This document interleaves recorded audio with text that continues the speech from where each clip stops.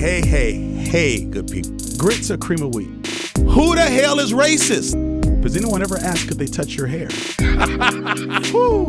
Black Like Me. You're listening to Black Like Me with Dr. Alex G., a podcast that invites you to experience the world through the perspective of one black man, one conversation, one story, or even one rant at a time.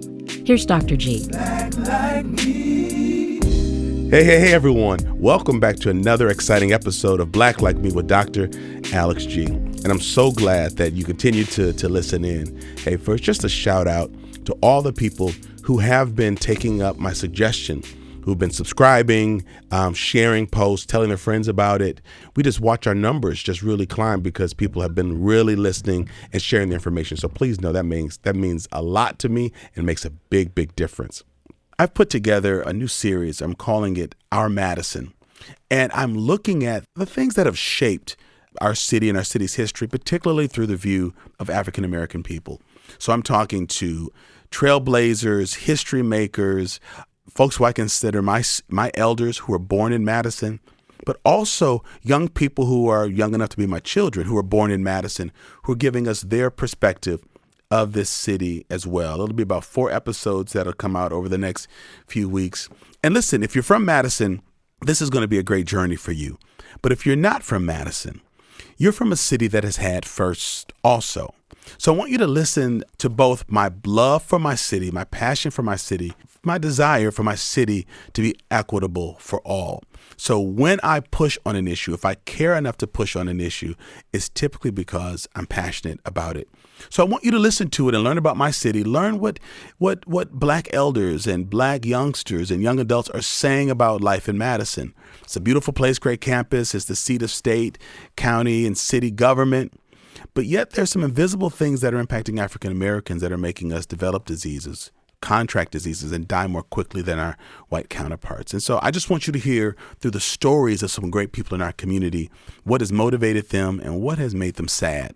Then I want you to think about your own communities, because these folks live where you live also. Get to know them. Ask them their stories. Help to honor them and their contributions. And also ask them the hard questions. Is this the city you'd want your grandchildren to grow up in?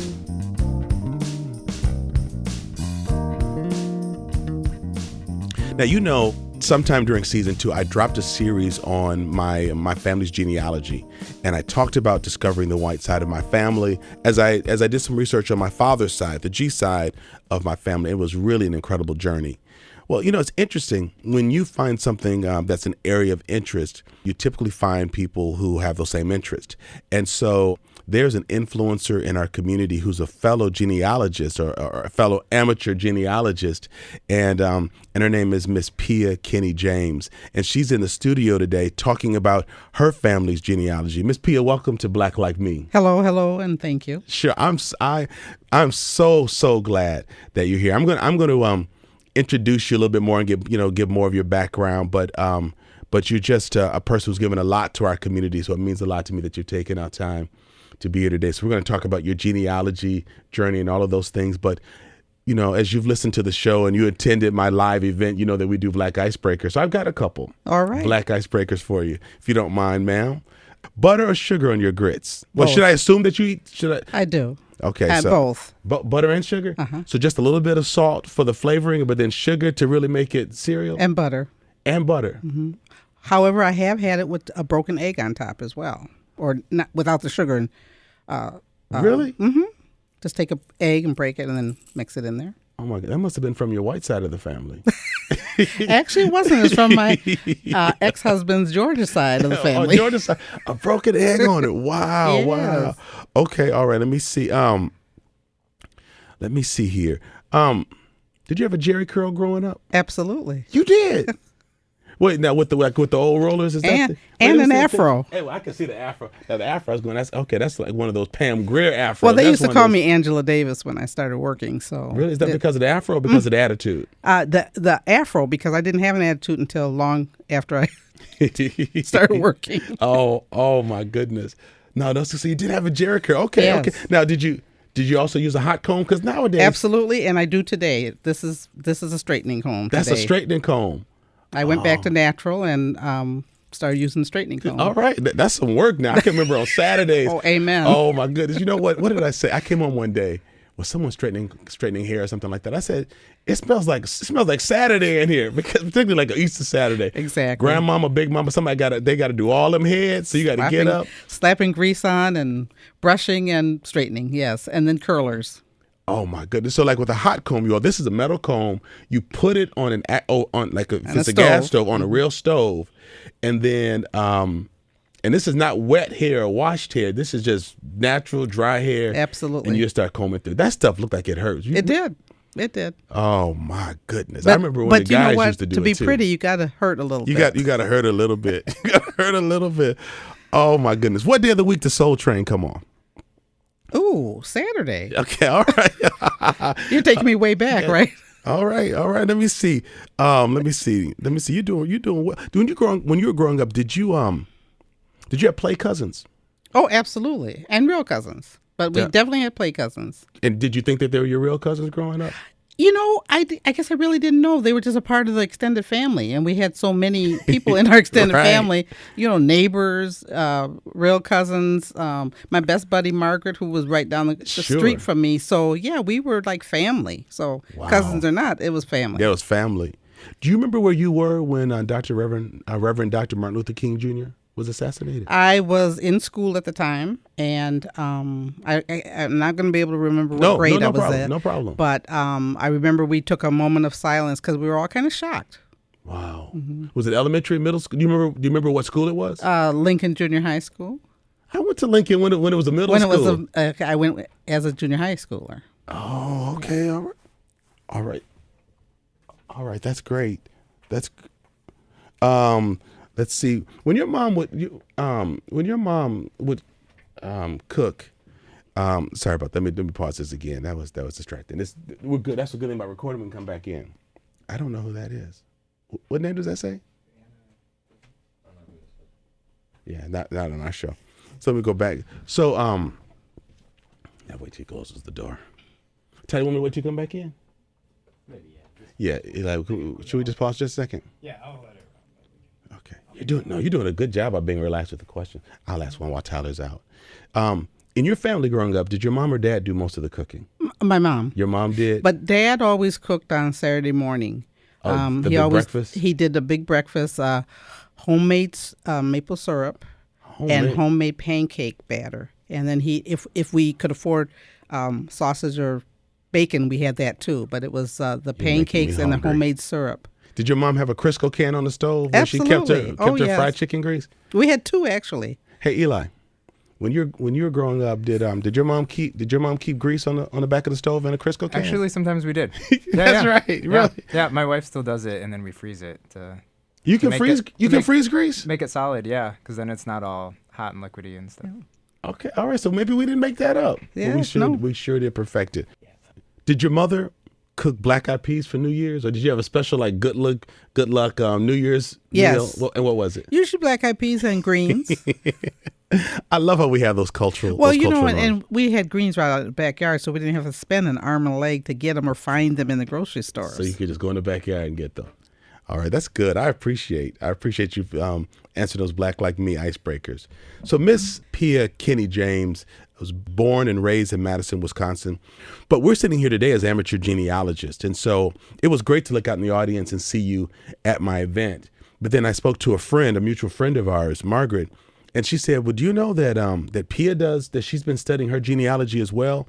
And I didn't know that. So she told me a little bit about your background, and I just became very, very intrigued.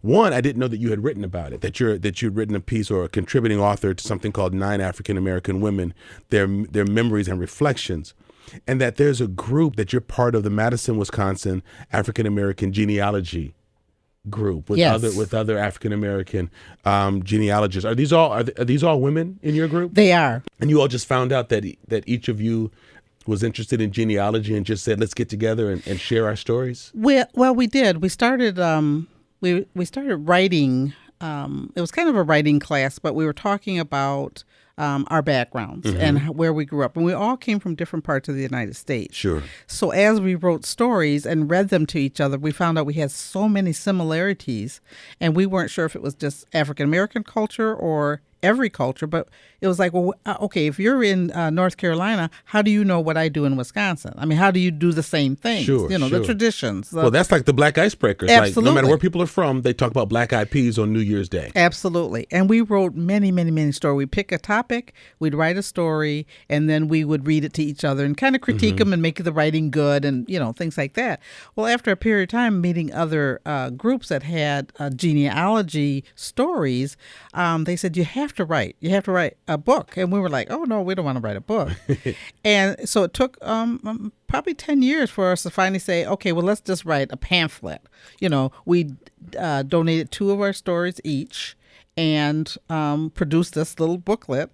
And it turned out to be wonderful because we ended up wonderful. Doing presentations to other people.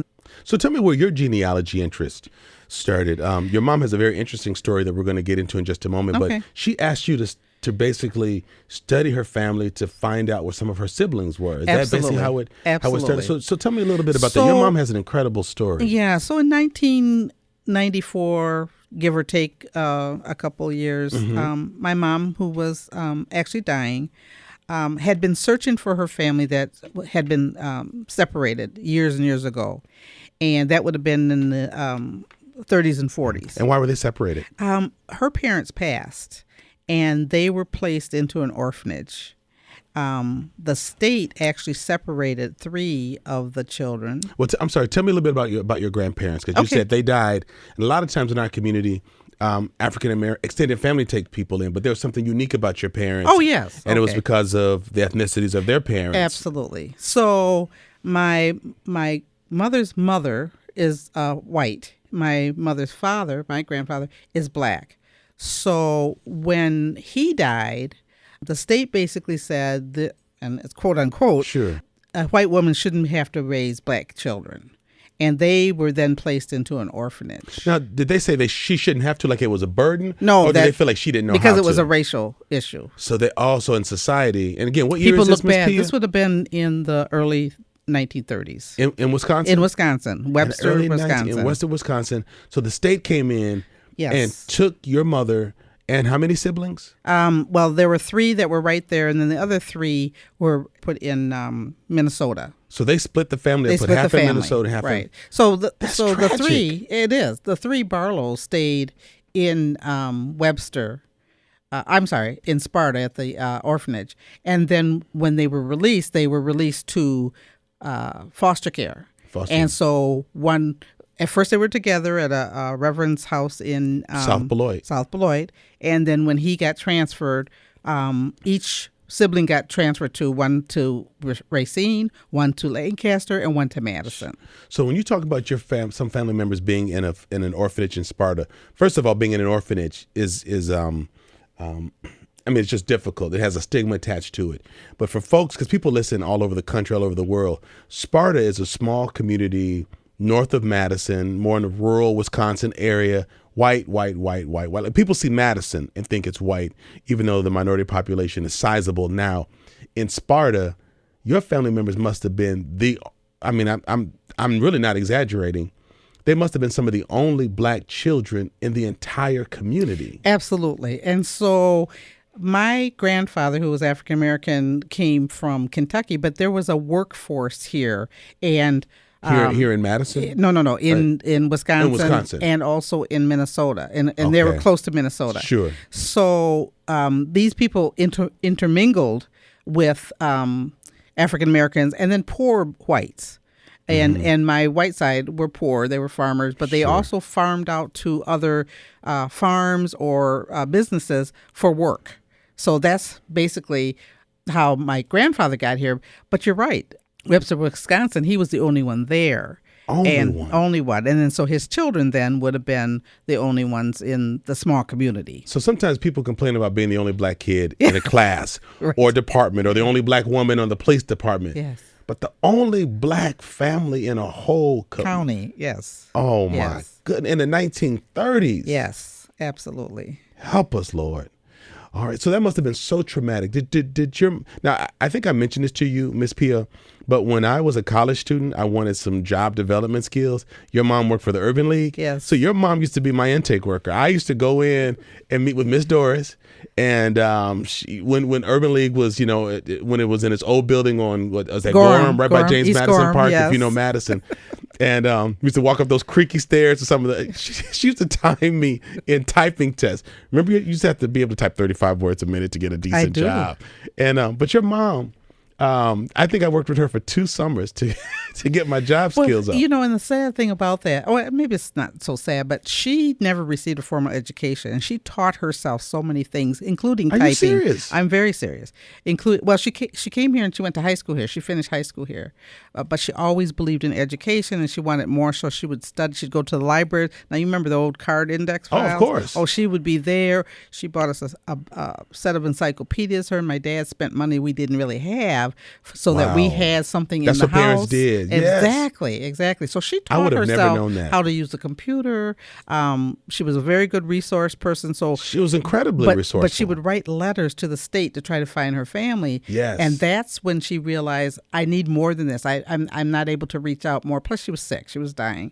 And she said, Pia, would you please find the rest of my family for me?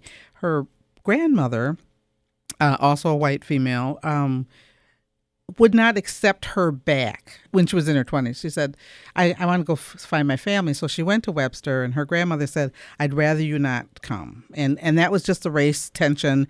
And but there was one cousin that still stayed connected with my mom, and then my Uncle John Barlow, who used to hunt on their farm. Sure. So she stayed connected with us. But Mom wanted to find her other siblings and then her other aunts and uncles, because it was a large family. So when she asked me to take over, I was like, well, how am I going to do this? How do you do this, Mom? But I did. It took me a long time. I figured out Ancestry.com. I did some message boarding.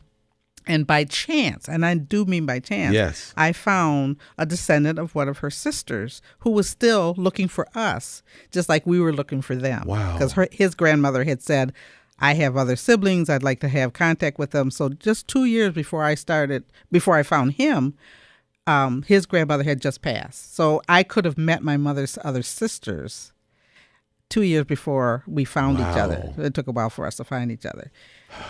Since that time, the cousin is Bradley, and Bradley was just like, oh, we coming to the home stomping grounds in Wisconsin. He was in Ohio. And so we had a family reunion, and we've had 3 since. 3 family reunions where you've gotten the white side of your family, and their name was Buskirk? Buskirk, and then my Buskirk was my great-grandmother's name. Barlow is my grandfather's name. And so you brought the Buskirks and the Barlows together. And where was that celebration? That was in Webster, Wisconsin. Now, I see that picture right there. Yes. Now, Miss Pia, that's what I want to do with the black and white G's. Yes. I've actually been thinking about that. Yeah. I love knowing that it's happened, but you all have met 3 times. Yes. And how do your white relatives talk about their black relatives to each other or to their children? I mean, you may not be around when they're doing that, but any idea how that conversation took place? It's interesting because my cousin Jan, who was the white cousin in Webster, she said, they don't really want to talk about it. They're unsure about whether they want to, admit. And so when Bradley and I got together and said we're coming to Webster, I called Jan and said, Jan is your white cousin? Yes, Jan's my white cousin. I said, Jan, we're coming, so tell the family Guess we're coming to dinner from Madison, and there's a bunch of us, and we are a people of color. And so, I said, and warn the town because, we're going to be invading. Now, were you still an officer at the time? Oh, yeah. So you were packing, so you were okay. Listen to you. That's right. So we met at a casino hotel. Mm-hmm. And, of course, they had Native Americans coming in and out of there, so they weren't totally shocked by us. Sure. They actually were very, very helpful because they gave us a room to meet in.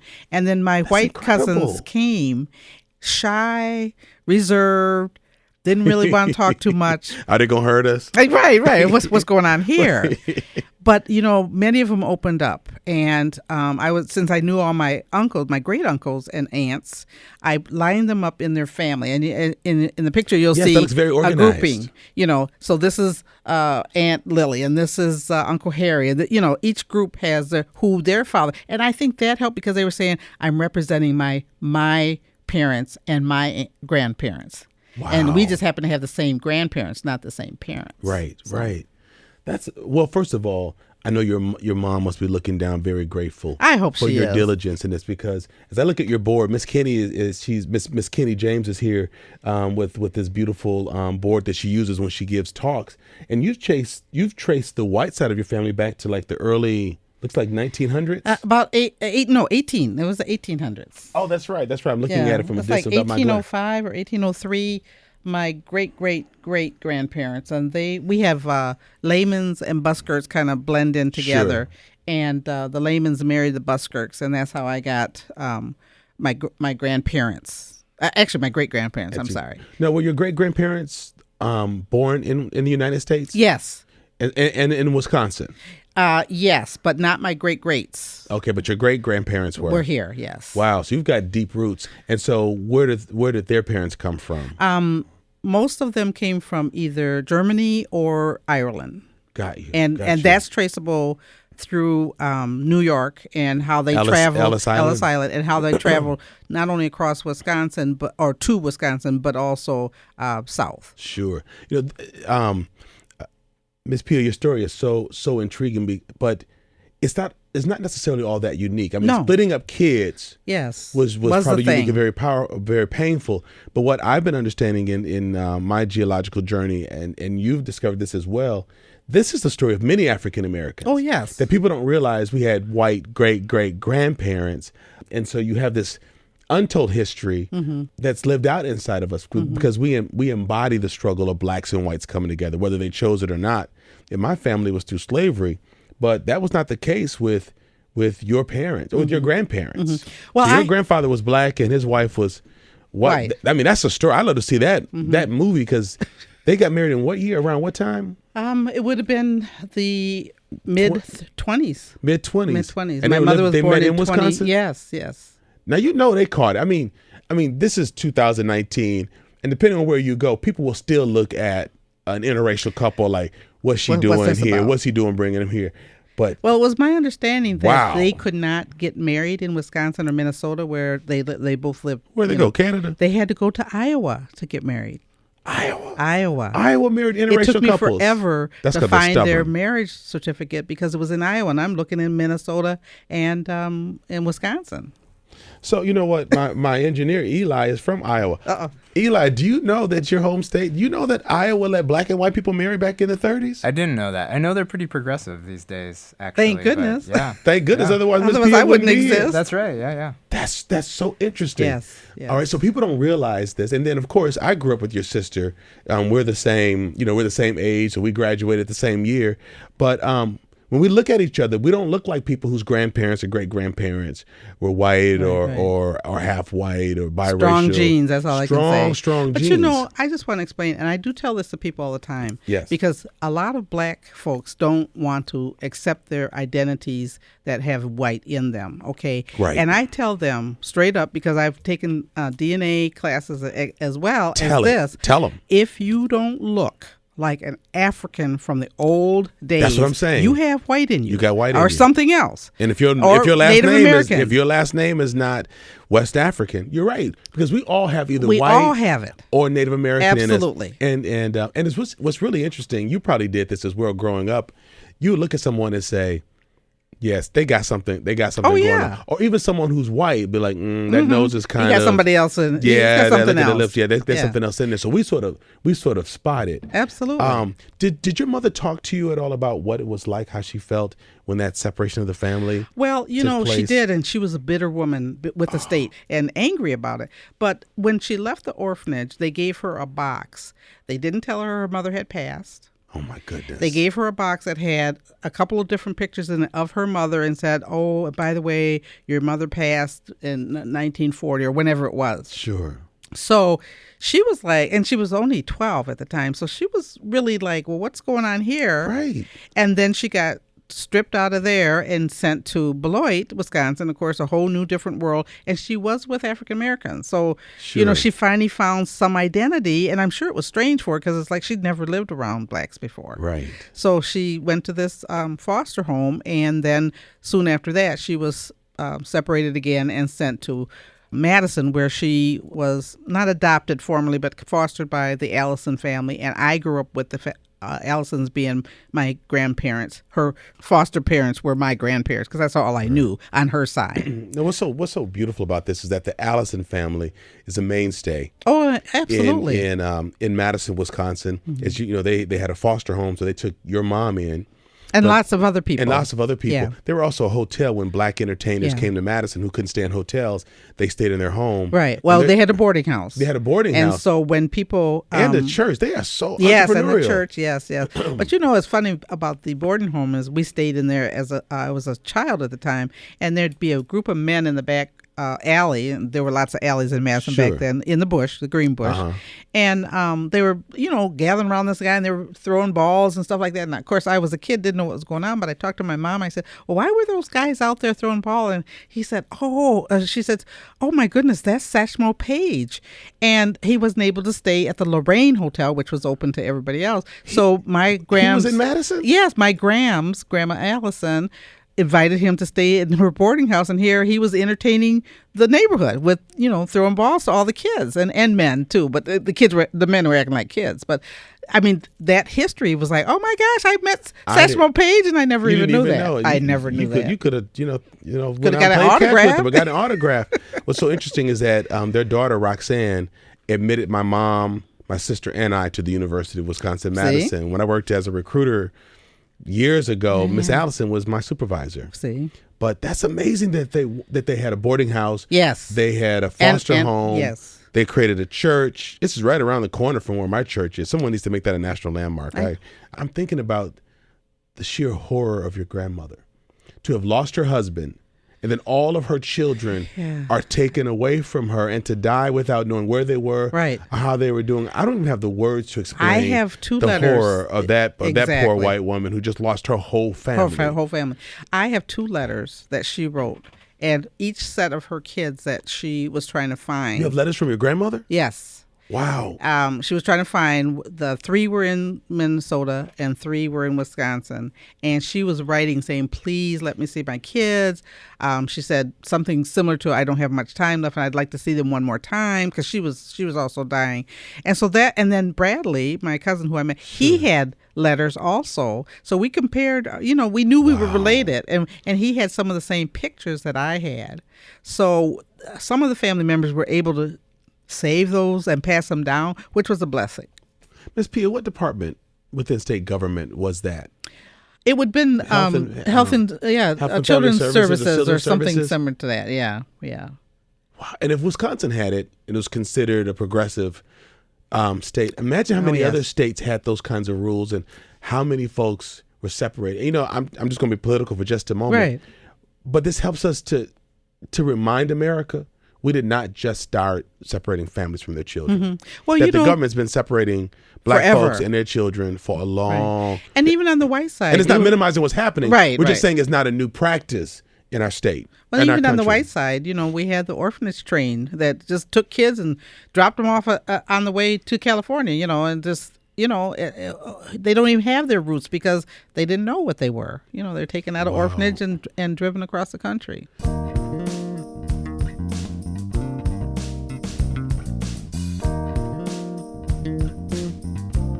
Hey everybody, this is Tyler, the podcast manager of Black Like Me. Just wanted to jump on and share 2 quick things about Black Like Me. Number 1, Patreon. Patreon is an opportunity for you, if you like our show at all, if you enjoy it, if you want us to keep creating this content, to be able to support us financially and to help us do that. If you're as little as $2 a month, you can join our team. We also have some other higher tiers with some more benefits if you join. So please go to patreon.com/blacklikeme to hear more.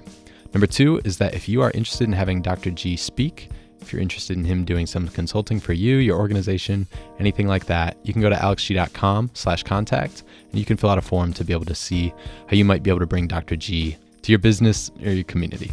All right, back to the show. Now, Miss Pia, we've been talking about genealogy. That's something that you and I have in common. Yeah. You have a lot more information than I do in photos, so I'm jealous of your genealogical work. So please keep that up. But I also, have been longing to talk to you about your experience as Madison's first African American female police officer. It's interesting that when people are trailblazers, it excites me. And sometimes folks like you, because you're just low key, don't tend to make a big deal out of it. But because I like history and I know that opens doors for greater opportunities, I like to make a big deal out of that. So I'm sure you didn't do that thinking, hey, I'm making history. So you entered into the force in 75. But first of all, let's just talk about what made you want to be a police officer, because that wasn't something young Black girls in South Madison wanted to become. So was it injustice you were seeing? What made you want to be a police officer? Well, it was a combination. It was injustice. When I was a young child, I saw a book that said police officers are your friend. And there was a police officer in uniform. Sure. He had his hand up like a stop sign. I think I can remember those. And it was saying, police officers help you with many things, cross the street, help you with your bicycle, get your license, take care of the community, make it safe. And I did not see that in my community. I saw opposite stuff where officers were dragging people out of the house and throwing them in a squad car and taking them off. And as a kid, I didn't know what that meant, but I knew it didn't sound like my book. You knew it wasn't right. You said that picture wasn't in my book. And even at that time, now I never thought about becoming a police officer at that time, but I said to my parents, I would love to go down to the police department and teach them how to treat people. And that kind of stuck in my mind for years because it was unjust. Yes. And we did have one very good officer that worked in our community and lived in our community, officer and later Sergeant Norm Wright. And so I did see there was some good qualities, but he wasn't working our community as much as some of the other squads, patrol officers. So anyways, go down a few years, married, divorced, had 2 kids to raise. I became a single parent, and I really needed an income. And about that time, they were hiring at the Madison Police Department minorities and females. And I was thinking about it. My sister and I talked about it. Not the sister but and we decided, okay, well, let's do this. We both need jobs. It's something we can do. It's new, and we were daring. Even though I was a very shy person, my parents just thought we were crazy. I was wondering what your parents thought about this. Oh my God, they tried and to that you talk us out both of it. wanted to apply. And we both wanted to. My parents were scared for me. Oh, of course. So the day we went through the exams, the day of the physical agility, she woke up, we were living together. She woke up and said, oh, I decided I'm going to California. I'm not going to go to the physical exam. I said, what? Your sister just dropped out at the last minute. And so I said, well, I'm doing it. And I was nervous and scared, but I did it and passed. And so then once I got hired, again, like I said, my parents really tried to talk me out of it. And I said, no, I need to do this for my children and the community. They need to see us. So at the time, my mentor at that time was John Winston Sr., who had been hired in 1969. So he had been on for a few years, and he said, there are some problems, but, I know you can do it. So he was kind of my mentor from the police department side. Plus, I grew up with his wife. Was he one of the first Black police officers? He was the first Black officer hired in 1969. So I grew up in a community knowing the first Black male and female police officers and didn't even know that you all were trailblazers. And you might have known Jimmy Johnson, too, who also lived on Bear Street. He was the second Black male hired. Really? Yes. So Mr. Winston was your mentor. He told you about what the issues were. Yes. Were your children old enough to understand that you were going for this job? No, okay. they were but your very parents young. did. What about My your parents. siblings? I mean, other than the sister who left you in the lurch, did your younger sister, did your cousins, did people say, they didn't go really for understand. it? No. They kind of thought we were a little nuts too, and because they knew it was hard. They knew about racism and dangerous, and dangerous, and females weren't on the police department. Sure. The one females that were on were called police women. They didn't work within the community as a patrol officer. All right. They were called police women. They were only working with juvenile offenders and females. So they weren't arresting or interrogating males. All right. So they had a specialized they sort were of specialized. segregated type work. Right. Wasn't there a TV show called Policewoman with Angie Dickinson or Dickerson or Yes, something? but that was totally different That because these police women weren't allowed to carry guns. They didn't carry guns they either. They did not carry guns. And many of them, prior to my getting there, wore skirts and heels and nylons and had to carry a purse. And their purse contained a set of handcuffs and a bus pass because that they weren't allowed to drive their squad Wait, I don't cars. mean to laugh, but this is the uniform, and they had to carry a purse. And that was in the 60s, in the late 60s. Sure, so I came in 75. So the police women at that time ended up filing a suit, and because they were doing the same thing, if not more than the men. They had different obligations, and they have different requirements.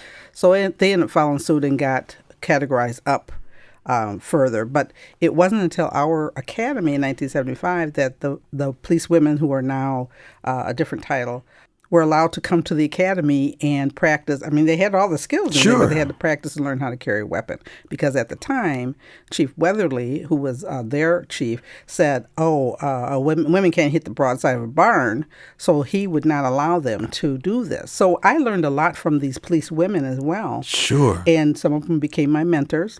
All right. But learning the history lets you know what it's all about. Right. So by the time we came, now the first class of females that were hired as street officers and wore uniforms was in 1974. So that was the year before me. Just 1 year before you. And there were 6 women hired in that class. In my class, 1975, there were 6 women, and then a couple more minority males. Sure. So we were kind of the melting pot, right? Because we had a little everything. So, the police department was like, oh, hey, what's going on here? Right. That's a big change. It was a big change. So there were some issues with that. Sure. And so having a mentor like Mr. Winston was helpful because he was a trailblazer. Mm-hmm. But did he tell you to think about that? Like when you reflect, like to remember you're standing, people will be standing on your shoulders. So Pia, do this well. So did he prep you for the mental stamina that be required? Yeah, as much as he could. He was also in the military, so he had he had a military experience, background. that I did not have, working with people in diversity and issues, and sure. What it was to protect the community and how people didn't like you or badmouth you. Because I got called a lot of names by my community people. I mean, I was a traitor because I went to the police department. I was Uncle Tom. You got called all those names. Oh my gosh. Well, Officer Corey Sappho was on my show early on when we started Black Like Me, and he talked about the paradox of being both black and a police officer. Yes. So what you're saying is that wasn't new. So you were called a traitor by our community of African Americans. Yes. Wow. And I really found out who my friends were and who my associates were. Really? Tell me more about that. Well, because, back in the time, okay, first of all, we just came off of the civil rights issue. Right. And Vietnam War. Sure. So there was a lot of different things going on. Marijuana was high. Different right. Social behaviors. And so quickly I learned, okay, I wasn't invited to this party or that gathering or cards or, it's like, oh, we can't invite her, And I learned that very early on because the neighborhood that I lived around wanted me to take care of neighborhood problems. And even though I wanted to and did in some sense, sure. I did not have backup. I did not have a radio, so if something happened, I'd be by myself. So were you still on the South Side during this time? Oh, yeah. So people come and knock on your door on your off day and say, Officer Pia, there's a fight going on down here. They want you to come out with your holster and just shut it down. Absolutely. So, and I'll give you an example that hurt me to the core because, okay, the Madison Police Department has a policy that when you're out drinking alcohol, you could not carry a weapon. Sure. And so, and I did. I abided by the policy, and I went out for my birthday. Mm-hmm. And I'm a birthday gal. I like to celebrate my birthday a week before and a week after. Sure. So we had a local tavern that I went to. I purposely went to the back. Was it on Bell Street? No. I was talking about Mr. P's. I was talking about Mr. P's. No, this was Pearly. Oh, this is Park Street. So you upgrade. Oh, I'm sorry, hoity-toity. You at Pearly's. I'm sorry. I mean, I attended both. Yeah, I know what you meant. I worked a lot of nights, so I wasn't really able to go out much. And especially if it's going to be wild and crazy. I knew I had my limits. So I went to Pearlie's, and I purposely sat in the back room away from everything that was going on to celebrate with the people that were still my friends. Right. And so somebody comes in running in and said, Pia, there's a fight in the parking lot. And I said, knowing I'm unarmed, knowing I'm intoxicated, or, at least on your way. I said, call the police department. I knew I couldn't do anything about it, And I got the bad mouth again. You, the police department. She's just sitting here, just like, oh, well, yeah, I have to. And they didn't understand that. Sure.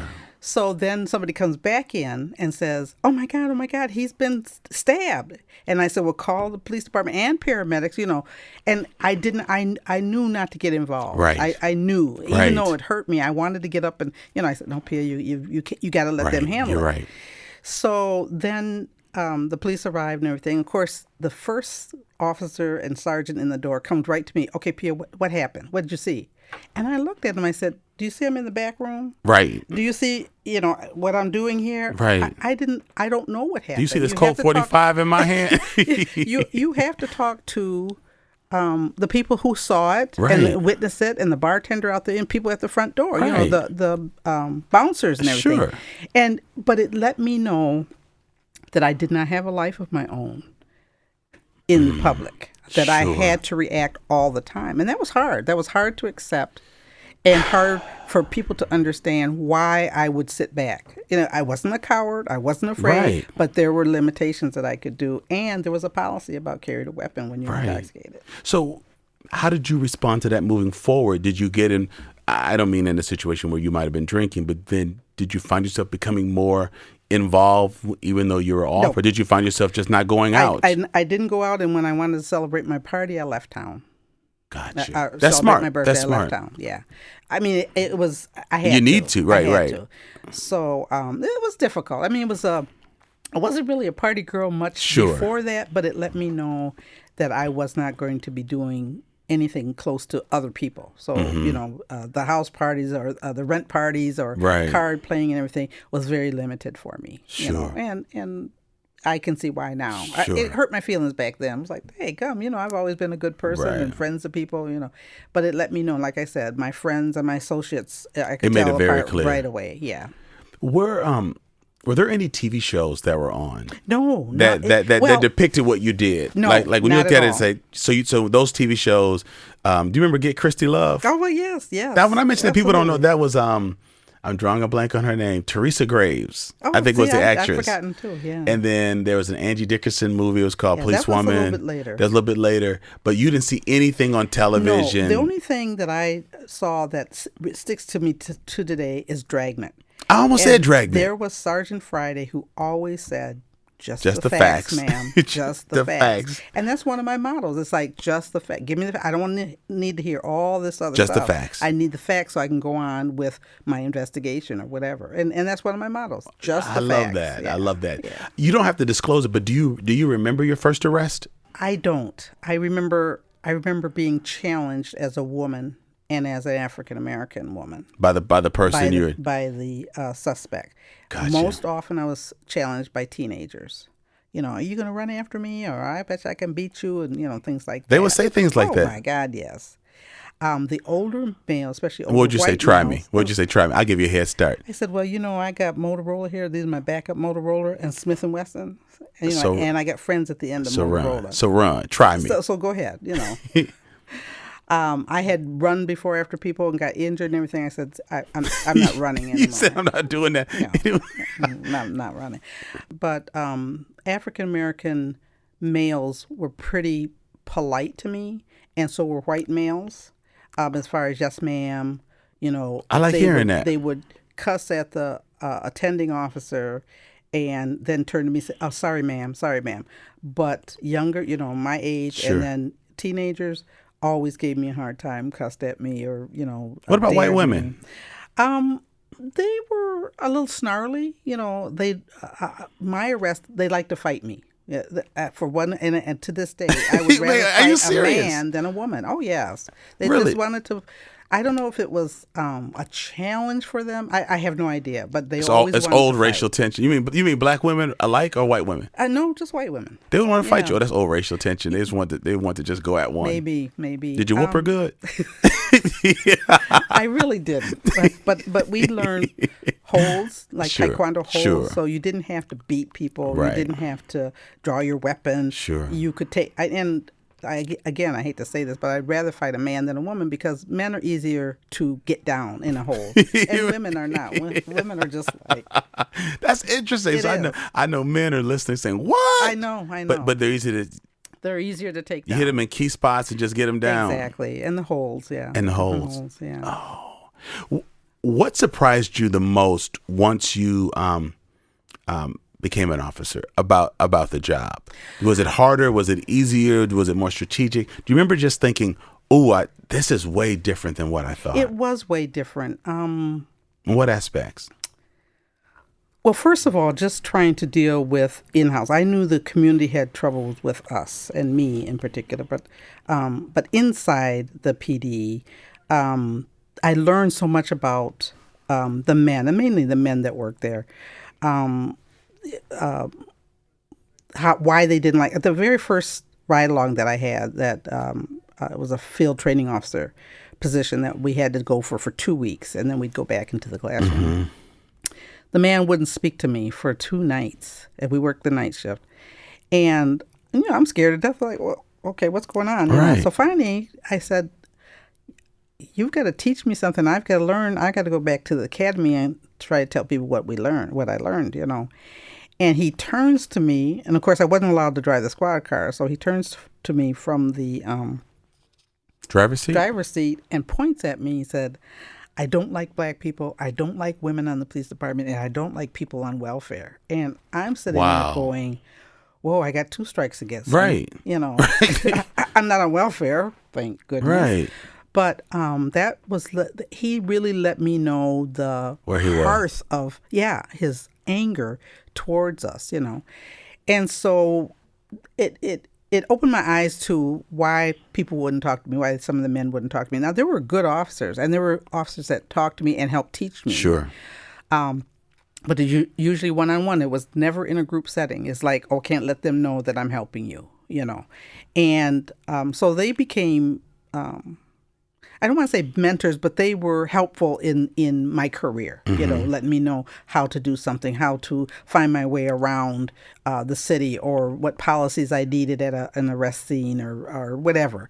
But it wasn't for years until finally we had cohesion with more than one person at a time, So that surprised me. I also learned that many of the men that were hired prior to me were ex-military, ex-farmers, high school graduates, and etc. So their disdain for people, including people of color, it was socio-economical issues. If there was a student, especially from out of town, that was wealthy and came into Madison and, UW student, many officers didn't like them either. And of course, then again, we had the Vietnam War. We had the Dow Chemical riots here. Oh, yes, I remember hearing about that. So there was a big clash. Yeah, a big clash of them bumping each other. And so, like people do now, they assume that you, as a black male, are like every other black male. Me, I'm like, and we're not. We're not all the same. Just like all officers aren't the same. Right. And all students aren't the same. So it was a learning experience for me to see how and why these people that I worked with treated other people differently. Sure. Not always unfair, but also there were but some unfairness going on, some unjust. Sure. And I saw that. Sure. I spent many a days. I'm sure they hated to see me come because I'd say, hey, would you have those cuffs on you like that? Would you want somebody to tighten those cuffs? That's not, did you read You'd say that to them. Oh, yeah. So you were vocal when you came. I had to be. Because I saw some of the unjust, and I said, this is ridiculous. Wow. So it was, but yet I do believe I had respect from some of the officers that probably didn't talk to me in the very beginning, later on. Right. We had one-on-one conversations. If they had made a bad comment about me, I'd go on one-on-one with them and say, hey, what's going on? Never confronting in a group situation, because then... That's wise. Yeah. That's why. And you can get a better response. Exactly. I'm sure, who was the chief at the time? Cooper? Yes. When you were hired. Yeah. So I'm sure Cooper was not thinking that this is how I'm hiring people who think like this. Mm-hmm. Do we continue to make those kinds of mistakes? To do police chiefs or hiring boards for police officers continue to make the mistake of assuming that officers don't bring those types of biases into their job? Is that one way that we run into some of the clashes between unarmed folks and officers, or we're just experiencing a whole lot of tension. Yeah. But I think that there's an assumption that people don't have those views, that I don't like women, I don't like minorities, I don't like people on welfare. We haven't stopped people from thinking like that, but we don't stop them from getting on the police force either. We try to train that out of folks, but I wonder if you think we don't give enough credence that people really do think like that, and we've got to do a better job of discovering if that's inside people. I've got mixed feelings about that. Sure. Because I'm a community relation person, mm-hmm. and always have been, even before becoming a police officer. And so the term community policing is very high on my agenda, sure. and many other people on the police department's agenda, and including the last couple of chiefs. So they're looking for people who can interact with all types of people. Right. They're looking for people who don't have biases, or if they have them, they learn to work within that. Sure. Treating people fair, right. Doing unto others. I mean, those. Right. I'm sure they strive for that. I don't know how it changes, because there's some individuals that definitely change once they're out there on their own. Right. All of a sudden say, well, what happened to you? You used to be this, and this. So I'm not sure where that comes from, but I am sure that the community policing focus is still going on. And I have mm-hmm. to say, over my years, and I was there for 29 years. Wow. That's wonderful. I know that Madison Police Department was one of the number one police departments in the country. I went on many ride-alongs with other mm-hmm. agencies. And number one in terms of diversity, in terms of training. And training, hiring of minorities and women, especially women. Mm-hmm. Training in general. We had good academies, good instructors. And we got to the point where some of the other departments, even some of the local departments, will call us the social work cop. Really? Because we were too far, we weren't doing the... Right.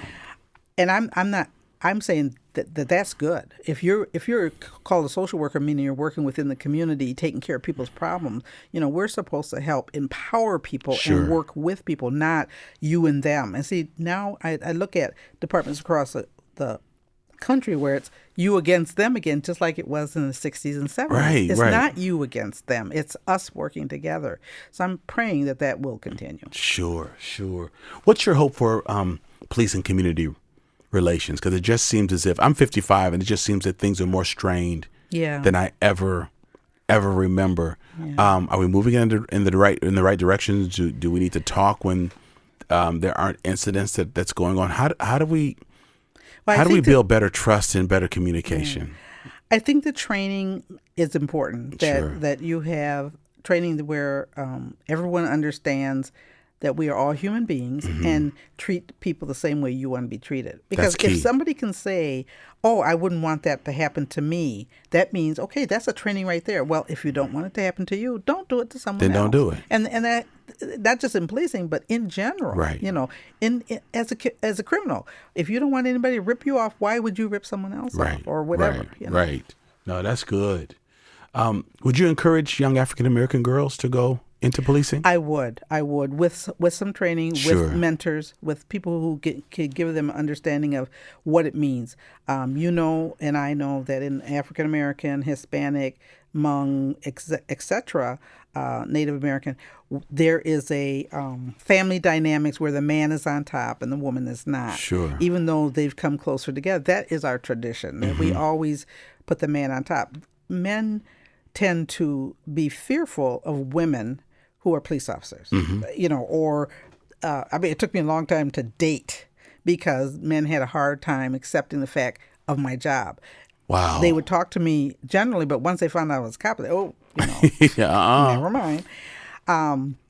because of that fear and Sure. that the power structure, Right, right. And so it's hard to recruit. And even as a recruiter, before I left the department, it was very difficult to get females, especially African American females and Hispanic females, to even think about joining. And that's still a difficulty, isn't it? It is. I mean, because It is. Madison's police department has done a great job of recruiting women, but I've just heard people say it's been very hard getting African American women to It really is. think about it. It is. Wow, that's and I do feel for the police officers. Like my brother's a police officer. I'm sure I've mentioned it to you. I have a brother who's in Chicago who's been a police officer for 25 years. Bless his soul. Yeah, bless his soul, definitely. And so I just think I don't want people to just assume that because he's an officer, he's a bad guy. He's a husband. He's a dad. He's sent kids to college, and he gives back to the community, and he's committed and a good guy. And so I don't want people just to put him in a negative light just because of his career. So I understand that. So whenever I speak out about police brutality or unarmed African Americans or anyone being shot, I typically preface that by saying I'm not anti-police. My brother's a police officer, but I just want us to be more respectful. And so, but my heart does go out to the people who do get up each day, the way you did, realizing that even your own community sees you as a traitor, as you're trying to represent them and their needs, while also infiltrating the ranks of police departments to open the doors so that more diversity can happen. That's a lot of pressure to bear, and I know that they're carrying that pressure as well.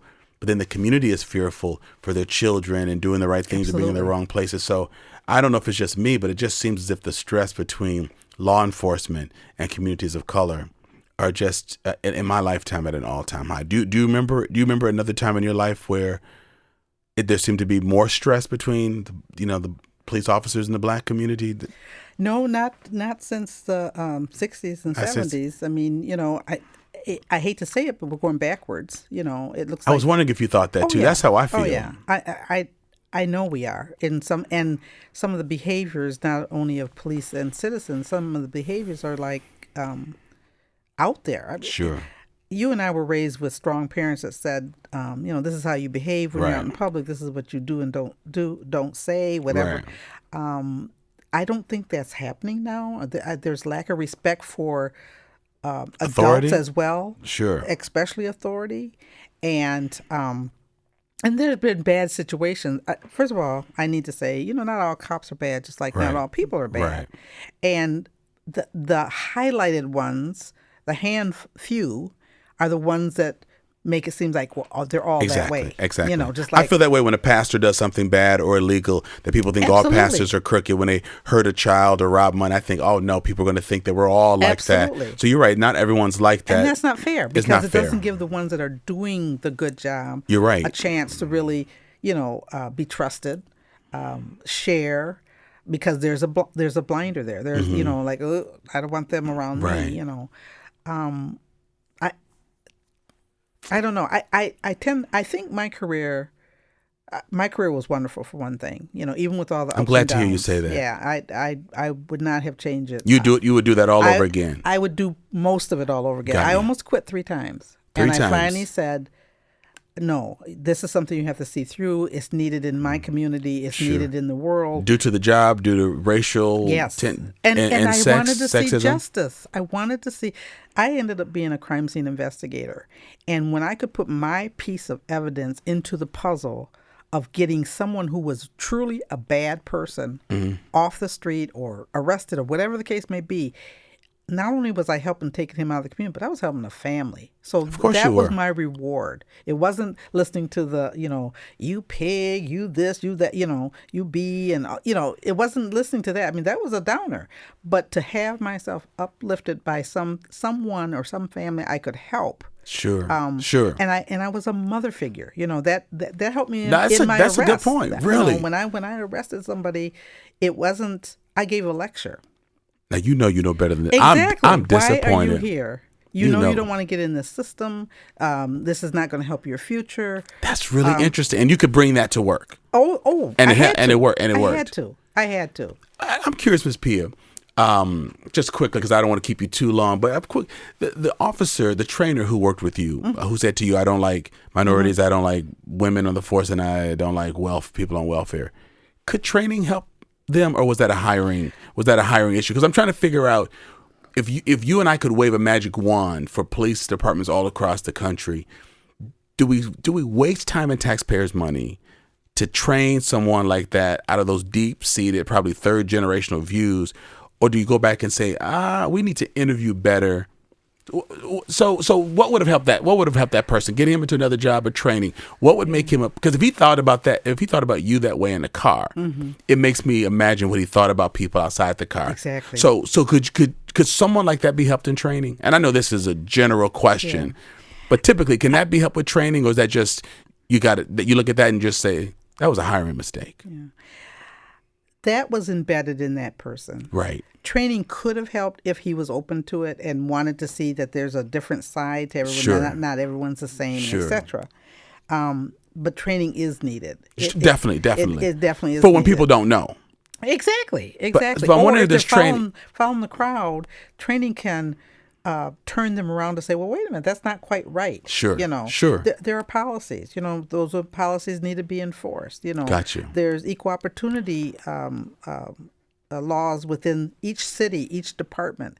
Those have to be enforced. If you're acting out, then you're disciplined.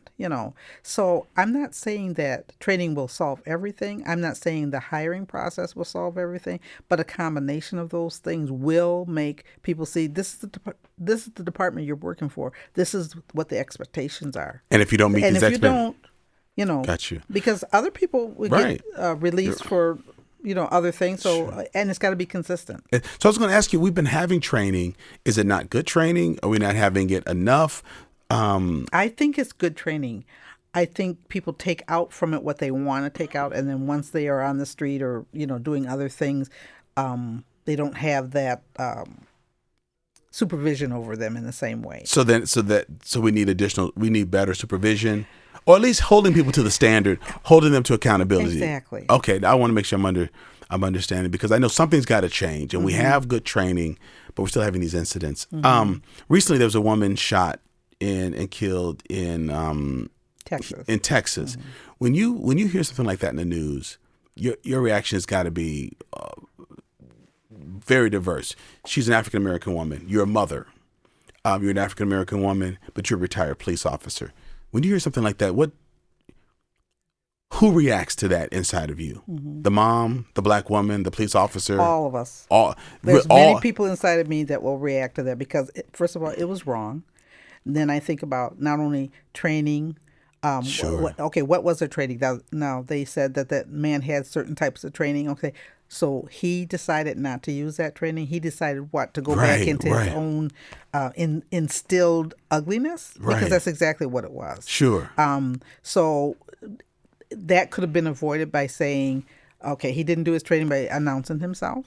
I am the police. Right. Put your hands up until you can figure out. Okay, sure. if it's a welfare call.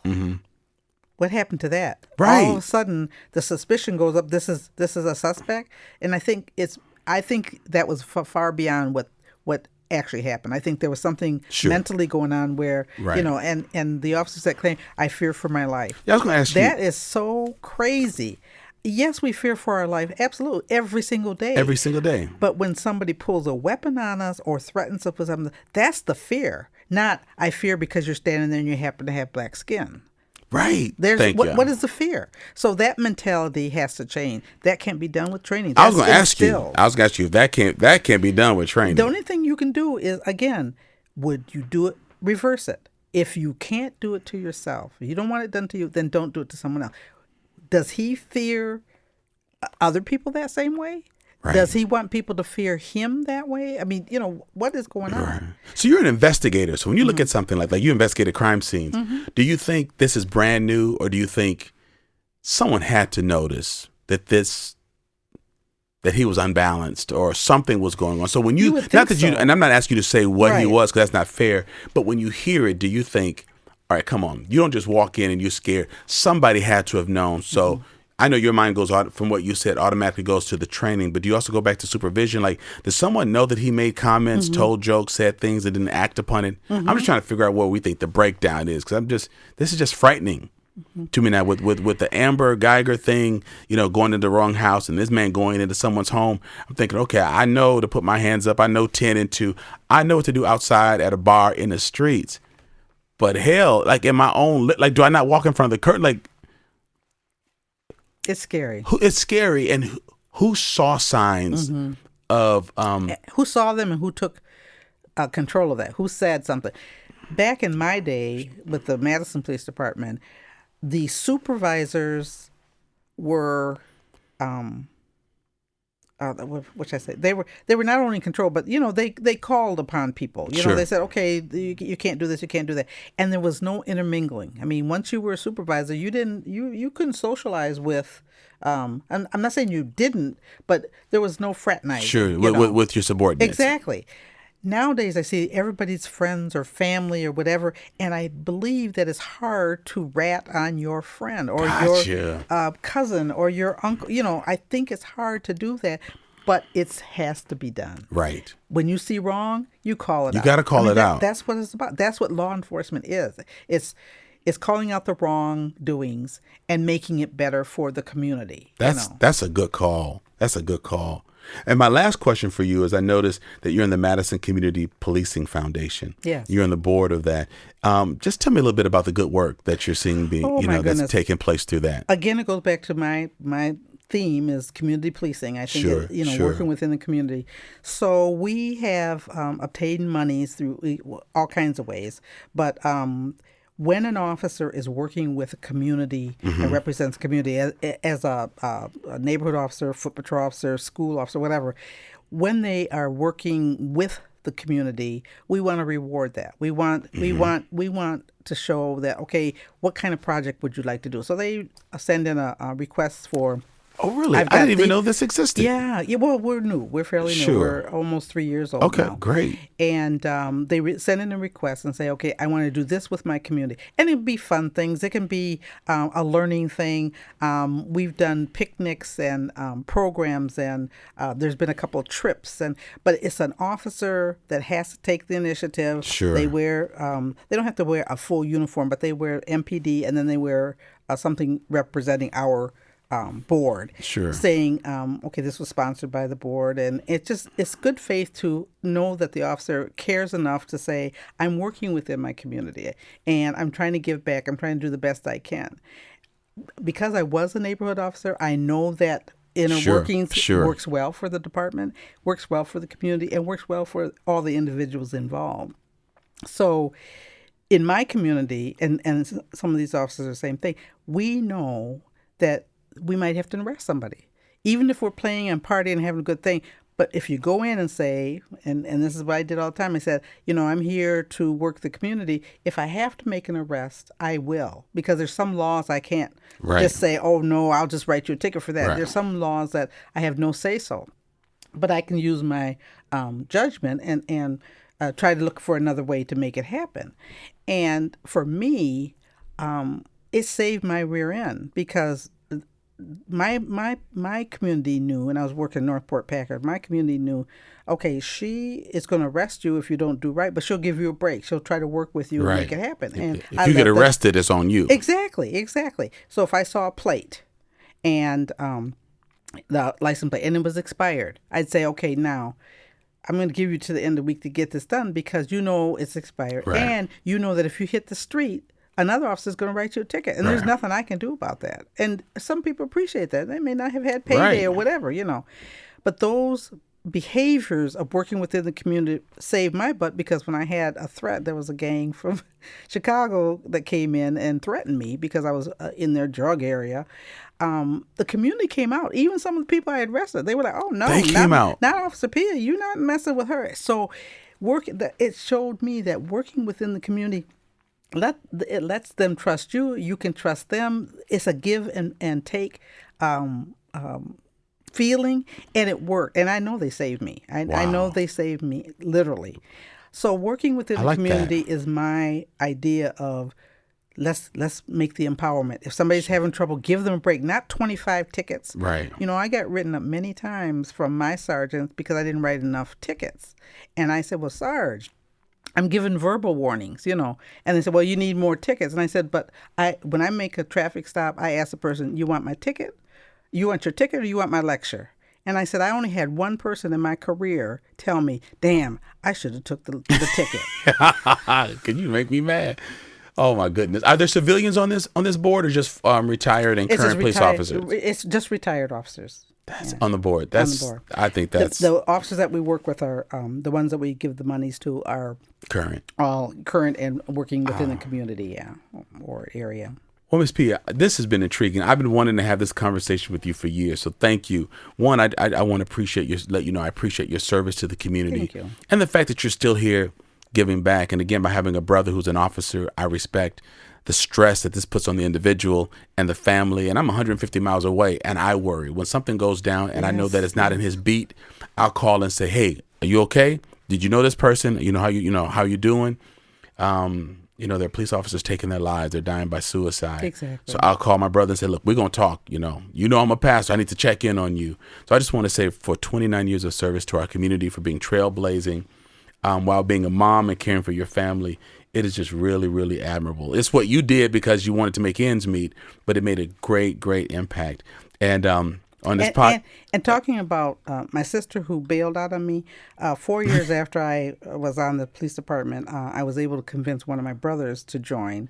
That's right. Did he serve here in Madison? He served here in Madison. He spent 31 years here. So you and your brother served together. Yes. I bet Thanksgiving was fun as you teased your sister. Now, don't you wish you hadn't gone to California? Well, I'm so glad that you've served our community in the way that you have, and that you continue to. Thank you for, in my opinion, being a Madison legend, and I mean that with all sincerity.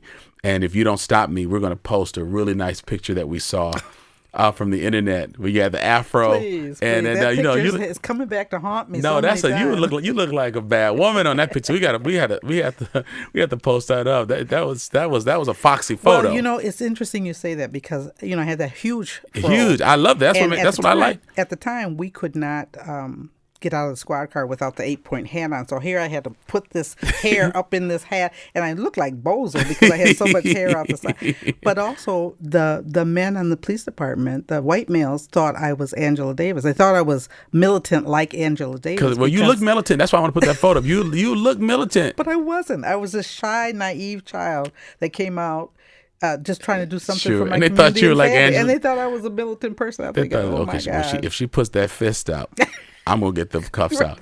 Ms. Pia, thank you so much for being on Black Like Me. It's been an incredible honor to talk with you. Thank you. I want to thank Corey Saffold for creating the music for this podcast.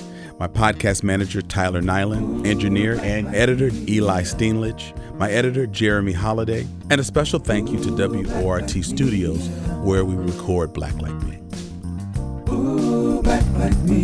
Thank you for listening to today's podcast. You can find out more about Dr. Alex G's amazing work at www.alexg.com. Black Like Me is sponsored by the generosity of the Human Family Unity Foundation.